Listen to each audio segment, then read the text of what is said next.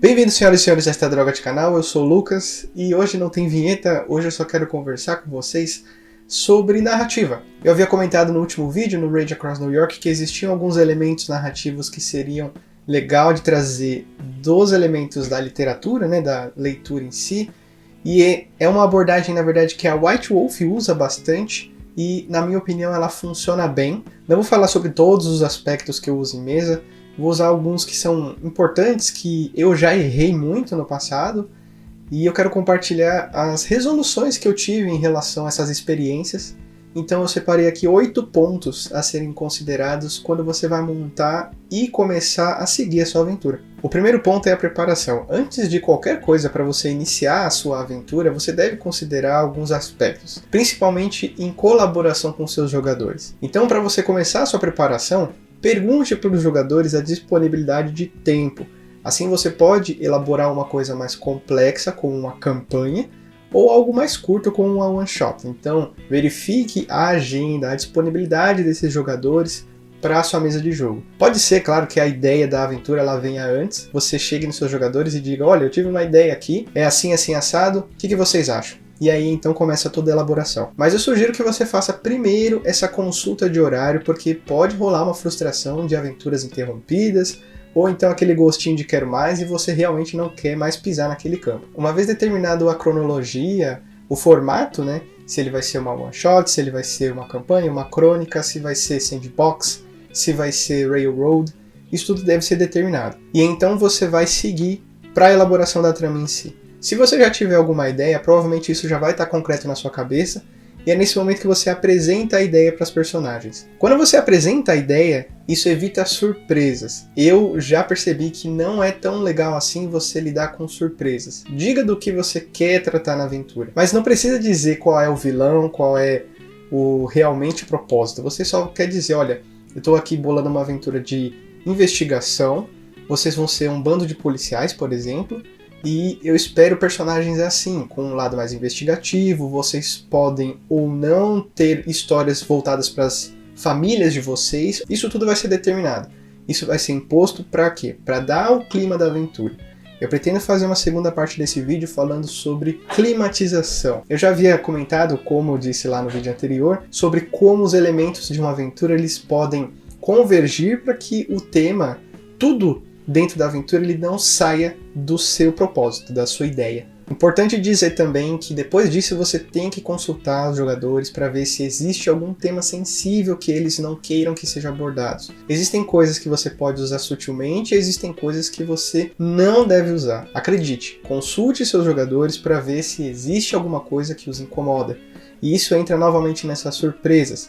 Pode ser que no meio dessa aventura investigativa que eu sugeri, apareça algum elemento de tortura, de assédio, de abuso, e algum jogador pode não se sentir tão confortável assim. E isso também inclui como as personagens vão ser montadas. Pode ser que você tenha jogadores que sejam um tanto quanto insensíveis e coloquem algumas peculiaridades que não são tão bem aceitas assim no jogo. Por exemplo, eu lembro que no sistema Daimon você tem o defeito pervertido sexual, e isso não é tão legal nos níveis mais altos. Na verdade, em nenhum nível ele é mais alto, isso deveria ser colocado de lado, porque isso é realmente uma falta de sensibilidade do produtor daquele livro, daquele sistema, porque não é um tema muito saudável, né? E essas restrições elas vão desde pontuações, antecedentes que podem ser pegos, habilidades, poderes, enfim, estabeleça tudo para que não haja nenhum tipo de equívoco, nenhum tipo de má interpretação do tema ou coisas que as personagens têm acesso que vão impedir o andamento da história. Uma vez que as personagens estão feitas, está na hora de você pegar todas essas informações e elaborar o andamento da história. E para isso você vai precisar estudar. E esse estudo ele envolve tanto história quanto geografia, até lendas, literatura, coisas que você vai precisar consultar sobre aquele cenário. Claro que se o cenário for fictício, você não vai precisar estudar nenhum tipo de história ou geografia, mas é importante elaborar sim coisas importantes. As cidades, elas são formadas por pessoas que montaram aquela civilização. Então você tem sim que relevar os aspectos daquela cidade que fizeram ela ser o que ela é, quem é o prefeito, quem são as pessoas que são lembradas até hoje, os feriados, por exemplo. Isso são coisas que deixam a sua aventura muito mais crível, muito mais acreditável, né? Mas ainda falando sobre montagem, mas não preparação em si, mas já encaminhando para a própria aventura, que nos leva para o nosso segundo ponto, que é você considerar os elementos, o histórico das suas personagens jogadores. Quando os jogadores fizerem os personagens deles, é claro que eles querem ser incluídos nessa história, que a participação de cada uma das personagens dos jogadores elas sejam relevantes dentro da história. Se você fizer principalmente numa cidade interior, em que ela é pequena, as pessoas se conhecem, dê uma responsabilidade para esses jogadores, se eles quiserem, claro, mas é importante integrar as histórias criadas pelos jogadores dentro da história. Acredite, os jogadores, eles querem brilhar. Você não pode fazer da sua história algo do seu palco. Todo mundo tem que aparecer, todo mundo tem que jogar, participar. Isso é algo que eu percebi e que evita protagonismos. Então você também deve considerar como seus NPCs vão aparecer. Isso também é importante porque às vezes você tem uma ideia genial de algum NPC que tem uma história muito boa. Então o que eu sugiro é você fazer a história dessa NPC um pouco mais ofuscada, ou então que você guarde a história dessa NPC para uma outra aventura, talvez quando você for jogar uma aventura com outra pessoa e não estiver narrando. E ainda falando sobre protagonismo, é importante você fazer um gerenciamento de tempo de turnos dentro da sua mesa. Eu comentei lá na mesa D10, que a gente falou sobre crossover na parte 2, que eu já tive uma mesa muito grande, nós éramos de 8 a 12 pessoas, isso sempre variava, e era muito complicado de fazer esse gerenciamento. Muitas vezes tinha jogador que tinha apenas um turno naquele dia, e mesmo a gente jogando por várias e várias horas. Então faça esse gerenciamento, cuidado para esse protagonismo. Às vezes você tem falas muito longas, combates muito longos, mas eu já vou apresentar uma solução para isso. O que eu sugiro você fazer são duas coisas: fazer os turnos mais curtos e fazer os personagens estarem em duplas ou em trios caso o grupo de RPG for muito grande. Geralmente os grupos de RPG não são tão grandes assim, eles são compostos de no máximo 6 pessoas, que eu vejo geralmente. O meu grupo, atualmente, nós somos em 3 pessoas e nós nos divertimos pra caramba. É bem mais fácil de gerenciar o tempo. Em 2013, acho que foi 2013, não me lembro agora, o Mike Renhagen, ele veio na Anime Friends aqui em São Paulo e eu tive essa chance de ir lá. Eu tirei uma foto com ele, ele deu uma palestra lá. Infelizmente eu não pude assistir, mas filmaram pra mim, isso foi bem importante, porque nessa palestra ele disse algo que eu não considerei na época, mas é bem verdade. O sistema de Storyteller, principalmente, que é mais narrativo, ele vai se importar com o andamento da história. Então o próprio Mark Renhagen, ele sugere que se você tem um diálogo muito longo, corte ele. Não que você vai interromper o diálogo, mas que você vai interromper ele em algum ponto para que dê continuidade em algum outro turno. E a mesma coisa para combate. Vamos supor que um dos jogadores está para receber um golpe em que a NPC talvez tenha tirado uns 6, 7 sucessos e ele infelizmente não tirou muitos sucessos. E aí você faz ali um drama, faz um suspense, corta o turno e aí você, quando retornar para esse combate, você vai ter essa resolução e o jogador hypado, né? Então, acho importante fazer isso, são estratégias narrativas, admito que isso é um pouco avançado, mas são coisas que a gente percebe ao decorrer da vida, né? A gente vai narrando, contando as histórias e a gente percebe o que funciona e o que não funciona. É claro que nem tudo a gente pode controlar, aliás, muitas coisas vão ser feitas a partir do caos, a gente não consegue premeditar exatamente o que o jogador vai fazer. Então, no meu quarto ponto é justamente sobre os problemas da mesa. O primeiro problema que eu posso sugerir que você possa não evitar, mas se acontecer, são problemas com o sistema. Pode ser que aconteça alguma situação que você não lembre, não saiba qual é a mecânica do jogo, qual é o procedimento. A minha dica aqui é improvise. Assim você não interrompe o andamento da aventura, você faz as coisas acontecerem e ao final da sessão você faz a consulta. Acredite, consultar o livro no meio do jogo é muito broxante, é muito anticlimático. Eu sugiro que você improvise mesmo, faça um rápido acordo do tipo, olha, eu vou fazer dessa forma aqui nesse momento, tudo bem? Se todos estiverem de acordo, você toca. E olha só, foi rápido, você não precisou pegar livro nenhum. Você faz dessa forma, segue o jogo, no final da sessão você esclarece, na próxima vez você usa esse método. Pronto, você aprendeu mais uma coisa. Se algum jogador mesmo assim estiver atrapalhando, ele ofender você, enfim, essas em relação a abusos e coisa e tal, isso, bom, não tem meio que uma dica, né? Você vai ter que conversar com a pessoa, você vai ter que colocar os pingos nos is, se for necessário você expulsa o cabra da mesa, e é isso aí. Mas é importante que coisas mal entendidas, às vezes você faz algum comentário, acontece. de você fazer alguma narrativa que, por exemplo, de alguém que é machista e você pega um pouco pesado e então você percebe que as meninas da mesa ficam desconfortáveis, então no final da sessão converse, fala que não foi a intenção. Errar acontece, mas sempre tenha bom senso. E pode ser que aconteça de algum jogador não concordar com essas decisões ou então causar problemas na mesa por causa disso. E uma coisa que pode acontecer é desrespeitar o narrador porque ele acha que o narrador não domina o que ele está fazendo ali e se acha no direito de fazer chacota da cara do narrador. Então você tem duas formas. Uma não inteligente, que eu não preciso nem dizer o que é, e a forma mais inteligente, que é você conversar no final da sessão. Se o cabra estiver atrapalhando ali mesmo, você corta, chama ele para fora, fala qual que é a do cara e pronto, estamos resolvidos. Agora, se for uma coisa que pode ser adiada, deixe para o final da sessão, em particular, e aí você conversa sobre o problema. Eu já tive problema de narrador que fez um grande protagonismo de NPCs e até que eu cheguei um dia em particular com ele e falei, olha, a mesa não tá feliz com o seu jogo, a gente quer parar, a gente quer jogar outra coisa, tudo bem? E a aventura parou, ficou tudo bem na época, e a gente foi jogar outra coisa. Tanto o narrador quanto o jogador, se você tiver algum problema desse tipo, de falta de respeito, de falta de domínio, dê um toque, mas seja amigável, seja inteligente para que nenhum tipo de desavença seja feita no off, né?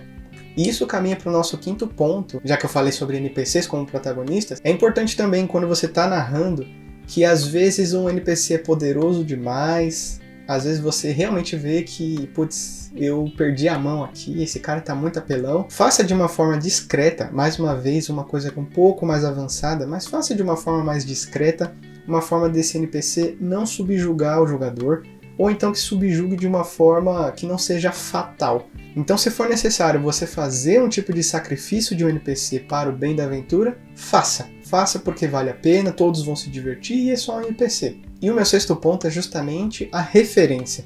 É onde você pode buscar narrativas melhores, onde você pode achar uma forma de montar mapas, consultar histórias. Então você vai precisar fazer sim uma pesquisa para você ver onde você está errando. Eu acho legal que tem muito dessa coisa da mímica, tanto na narrativa quanto na interpretação, de outras referências, né? Ultimamente, o que fez eu entender um pouco mais sobre narrativa foi acompanhar o Nerdcast de RPG, narrado pelo Leonel Caldela. Ele manda muito bem, a forma que ele segue a aventura é de um ritmo muito bom, eu acho isso legal e eu tentei adotar um pouco disso nas minhas mesas também. Outra forma de você buscar referências, não é minha praia, mas não quer dizer que é ruim, é assim como o que eu acho sobre Harry Potter, não é porque eu não gosto que é ruim. Existem os jogos que você pode acompanhar na íntegra, e aí você tem vários canais que são muito competentes, como Crônicas da Meia-Noite, o Abismo dos Dados, como Casa Velha RPG. Você pode consultar vários lugares, vários podcasts, você tem o Vale das Trevas também, que tem uma aventura corrente, e sempre buscando referências para que você aprimore a sua narrativa. Outra forma de você aprimorar a narrativa é a leitura. Eu já havia disso lá no Storyteller's Handbook, e vou dizer aqui de novo. A partir da leitura é que a gente vai ter um real exemplo de como fazer uma narrativa. Porque ali você está completamente imerso nas palavras usadas pelo autor, e então você pode enriquecer a sua forma de descrever, de narrar, e fazer essa forma de catarse, essa forma de transmitir os sentimentos da sua narrativa para os jogadores. E uma última referência que você pode ter para aprimorar sua narrativa é frequentar eventos. Antes da pandemia, eu não era um cara que frequentava muitos eventos de RPG, e aí eu descobri a Guilda dos Mundos. Aliás, abraço aí pro Isaac, pro Calil, desculpa se eu errei seu nome, pro Rafael Oliveira, pra Solene, pra Marcela, por que não, né? Legal conhecer vocês, espero encontrar vocês de novo aí nos eventos de RPG. E também mandar um abraço pro pessoal do RPG na Praça. Eu participei de um evento lá em Mogi das Cruzes, foi bem legal, foi uma aventura de Jason, né, sexta-feira 13, foi bem legal no Sistema Daimon. Um abraço para todos vocês. E eu tive várias referências de narrativa a partir dessas experiências. Eu conheci pessoas legais, eu conheci narradores muito legais. Eu recomendo que você participe de eventos. Na verdade, tem mais uma referência que é a leitura. Leia, seja lá o que for. Você pode ler desde Dostoiévski até Turma da Mônica. Leia. Todas as referências de leitura, elas são válidas. Acredite, qualquer leitura é válida. Não existe leitura fútil. Qualquer coisa é um panorama que vai expandir a sua mente quanto à compreensão de qualquer coisa. E como eu disse, isso vai melhorar a sua narrativa. Se não for um livro didático, por exemplo, ele vai aumentar a sua sabedoria para você aplicar em mesa. E o meu 7º ponto a ser considerado seria o permita-se errar, mas com bom senso. Não existe essa de, vou fazer cagada aqui mesmo, vou ser escroto de propósito, então é assim que eu vou fazer porque eu tô errando. Não, não é assim. Você sabe o que eu quero dizer quando eu digo permita-se errar. Experimente coisas. Eu já fiz coisas que não funcionaram nem um pouco. Até hoje eu faço coisas que não funcionam nem um pouco, mas eu abandono essas ideias ou então aprimoro elas. Erre, permita-se errar. Faça propostas na sua mesa, se eles aceitarem, tudo bem. Eu mesmo no último vídeo falei que queria testar tabuleiro para combate dentro de jogo. Eu quero testar, nunca testei. Então, se funcionar, eu continuo usando. E o 8º ponto, eu acho que é o mais importante de todos os outros pontos. Principalmente jogadores de RPG, né? Tem muito tempo dedicado às horas de jogo. Eles pecam e muito nesse ponto, que é viva. Saia com seus amigos, frequente lugares, exposições, bares, restaurantes, viva, viaje. Isso é muito importante, tanto para você mesmo, quanto para as coisas que você vai trazer em jogo. A gente não pode ficar com a referência do que acontece no nosso quarto, com o que acontece na nossa casa, no nosso bairro, na nossa cidade. A gente precisa de mais, sempre precisa de mais. E a gente só vai conseguir isso a partir da vivência. A gente precisa conviver. O RPG é um jogo social. A gente precisa aprender a lidar com as pessoas. Viver é mais importante do que você trazer essas referências de livros. As referências da vida são insubstituíveis. E a vida é uma só, então faça proveito dela de todas as formas possíveis, sem nenhum tipo de preconceito, nenhum tipo de amarra. Viva! Bom, esses foram os 8 pontos que eu tinha para passar para vocês. Eu tenho mais coisas para passar, na verdade. Acho que todo mundo que narra, que já narrou, tem muita coisa a passar em relação a essa experiência. E numa segunda parte eu quero explorar essa produção da aventura em si e alguns elementos que o Elton citou, que ele utilizou na criação do Credo do Anjo Perdido e na Caça do Caçado, que é a referência do teatro. Mas eu vou falar mais sobre isso nessa segunda parte, então segura a onda e a gente se vê lá. Tudo bem? Então compartilha essa droga, deixa um comentário aí falando sobre as suas experiências, se você tiver alguma coisa para me ensinar também, eu ficaria muito feliz. E se inscreve, curte, sei lá, compartilha essa droga aí para suas mesas, suas redes sociais, e a gente fica por aqui e a gente se vê na próxima, tá bom? Falou!